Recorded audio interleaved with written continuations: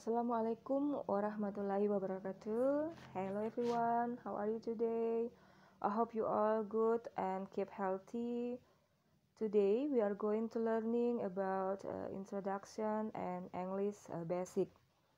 Why English basic? Because it will also be a pre-test so that the lecture has a measure of the English abilities of its students.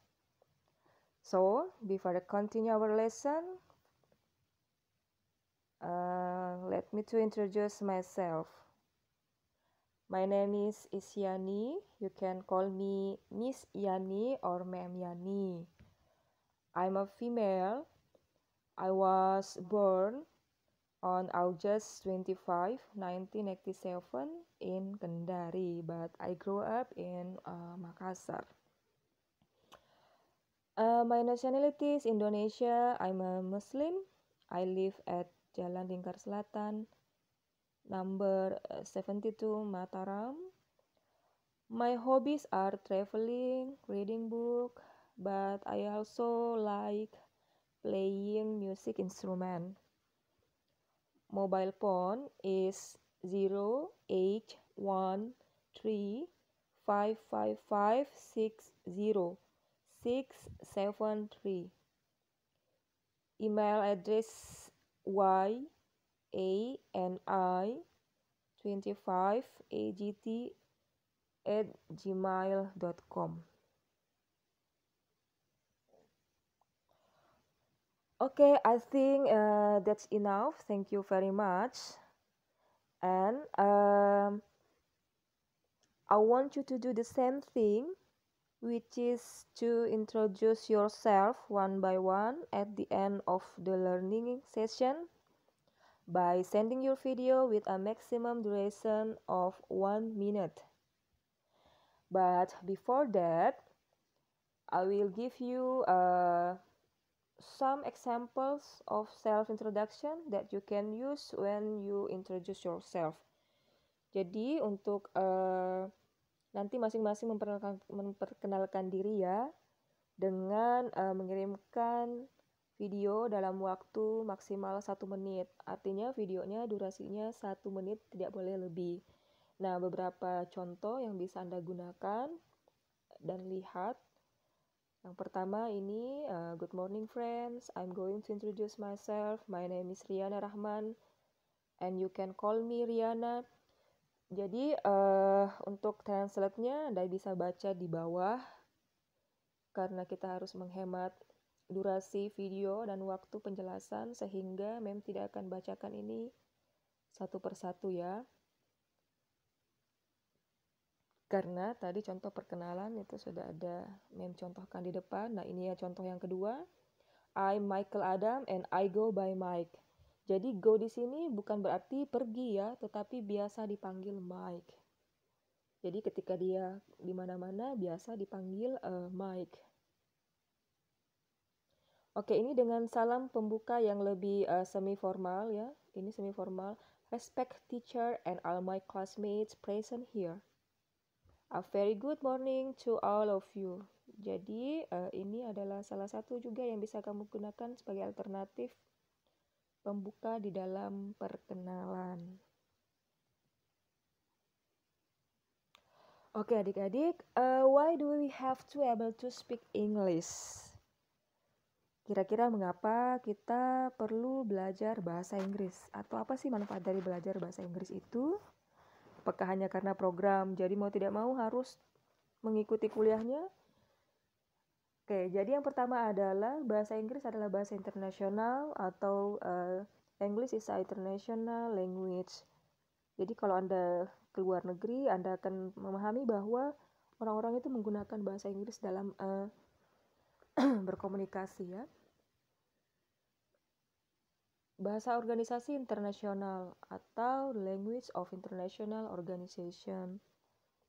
Jadi organisasi internasional seperti WHO, IMF, ya, COI itu semuanya menggunakan bahasa Inggris di dalam setiap pertemuan. Berikutnya bahasa pemersatu negara di seluruh dunia atau the unifying language of the world. Karena ternyata bahasa ini merupakan alat komunikasi ya, bahasa yang dapat mempersatukan negara-negara di seluruh dunia. Bahasa kedua, tapi nomor 1. Nah, setiap bahasa atau setiap bangsa, maksud Ibu setiap bangsa itu memiliki bahasa masing-masing ya. Tapi meskipun demikian, bahasa Inggris tetap menjadi nomor 1 karena menjadi bahasa internasional. Berikutnya bahasa informasi atau information language. Biasa ketika Anda di bandara, di stasiun, tentu lokasi-lokasi atau tempat-tempat itu rata-rata sudah menggunakan bahasa Inggris, ya, bahasa Inggris. Semisal toilet di mana, kemudian musola di mana, kemudian gate 1 di mana, gate 2 di mana, gate 3 di mana. Ya, gate itu pintu ya. Pintu keberangkatan ketika Anda akan melakukan penerbangan. Berikutnya bahasa media massa. Ya, media massa itu terdiri dari elektronik maupun yang non elektronik ya. Media massa seperti koran, majalah, atau magazine, koran, newspaper, atau yang sifatnya online ya. Berikutnya bahasa elektronik or electronic language. Jadi kalau Anda melihat remote control, kemudian TV, kipas angin, mesin cuci, itu semuanya sudah menggunakan bahasa Inggris ya. Itu selain menggunakan bahasa Inggris juga ya ada beberapa yang melampirkan juga arti dari bahasa Inggris itu, tetapi sangat jarang.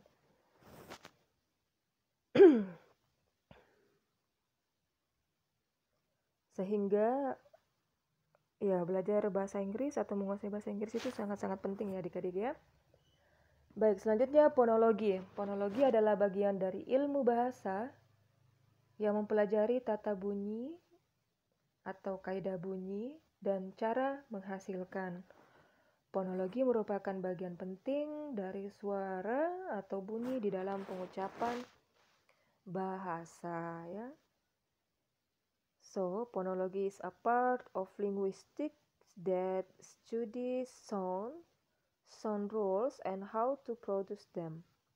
Phonology is an important part of the sound or sound in a language pronunciation.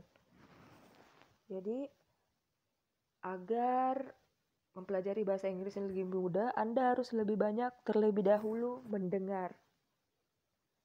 mendengarkan ya, atau listening. Jadi banyak mendengarkan, mengulang-ulang sehingga akhirnya nanti akan terbiasa. Karena bahasa Inggris adalah bahasa praktis ya, ilmu praktis. Semakin sering Anda ulang, semakin sering Anda praktekkan, maka akan semakin cepat Anda menguasai. Oke, beberapa spelling dalam bahasa Inggris itu ada yang pertama vowel, yang kedua itu konsonan, yang ketiga itu I before A atau I before E. Ya, jadi nanti akan kita pelajari ya alfabet. Gimana sih cara mengeja alfabet? Ibu ulangi, vowel, konsonan, I before E. Dan untuk konsonan atau huruf vokal atau produce suaranya itu vokal hidup yaitu A, E, I, O, U. Sementara sebaliknya atau opposite konsonan adalah B, C, D, F, G, H, J, K, dan seterusnya. Oke, yang ketiga tadi I before E. Jadi I comes before E when it's pronounced E atau double E. Double E itu biasanya dibacanya I ya. For example, brief, field, and priest. And I before E except after C or when sounding like a atau like a as in neighbor or way. Example, receive, they save, and sailing. Jadi di mana huruf I ini E I ini setelah huruf C ya, kecuali setelah huruf C. Oke, selanjutnya spelling alfabet. Nah, tentu ini oke, A, B, C, D sampai Z ya. Oke, yang dalam kotak putih ini adalah spellingnya ya, atau cara pengucapannya ya. Pengejaan. A, B, C, D, E, F, G, H, I, J, K, L, M, N, O, P, Q, R, S, T, U, V, W, X, Y, Z. Oke, kita coba dalam bentuk nada ya. A, B, C, D, E, F, G, H, I, J, K, L, M, N, O, P, Q, R, S, T, U, V, W, X, Y, Z. Nah, coba nanti diulang-ulang secara mandiri di rumah. Oke, spelling. Sekarang kita coba untuk spelling kata yang ada di slide ini. Bird. B plus I plus R plus T. Oke. Day atau hari. Sunday. Monday. Tuesday. Wednesday. Thursday. Friday. Saturday. Month. January. February. March. April. May. June. July. August. September. October. November. December. Okay, for number 1, 2, 3, 4, 5, 6, 7, 8, 9, 10, 11, 12, 13, 20, 24, 40, 50. Nah, untuk perbedaan 15 dan 50, angka 5 itu disebut 5, tapi kalau puluhan disebut fifth. Oke, kita ulang. 50, 60, 70, 80, 90, 100, 1000, 110, dan untuk tahun 19 and 45.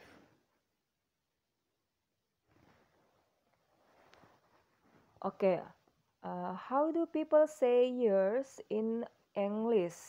It's still confusing and little complicated, but let's take the years 2013 ya. Jadi coba kita ambil contoh pengucapan bahasa Inggris dalam pengucapan tahun dalam bahasa Inggris 2013 ya. Ini ada beberapa pengucapan 2013, 2013, and 2013.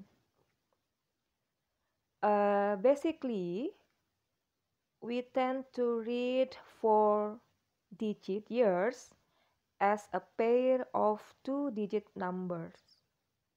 For example, 1997. Jadi kita mengucapkannya itu dengan membagi atau dengan memasangkan 2 digit number di depan dan di belakang. Jadi 19 itu 19 dan 97 itu 97, berarti 1997. Ya. We read 3-digit years as a pair or the way we count of money. 763 or 763. Jadi untuk pengucapan 3, count money or etc, 763 itu biasa disebut 763 or 763.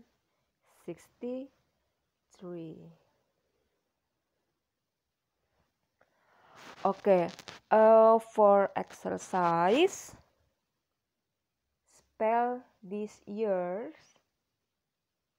1930, 1935, 1998, 2007, dan 2016. Oke, jadi Ibu akan memberikan waktu 10 menit untuk Anda menuliskan spell this year.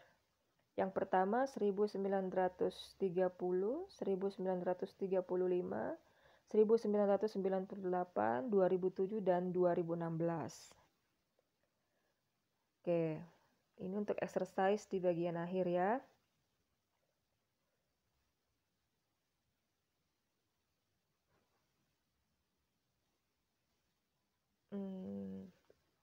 Nah, selanjutnya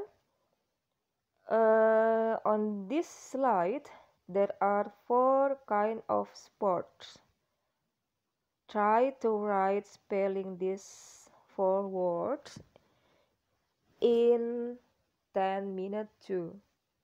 Jadi 20 menit terakhir gunakan untuk mengerjakan soal ini. Yang pertama tadi adalah spelling years, yang ini, dan berikutnya adalah spelling kinds of sport. Okay, I think enough for this today of our material, and I will be waiting your exercise. Thank you. Assalamualaikum warahmatullahi wabarakatuh.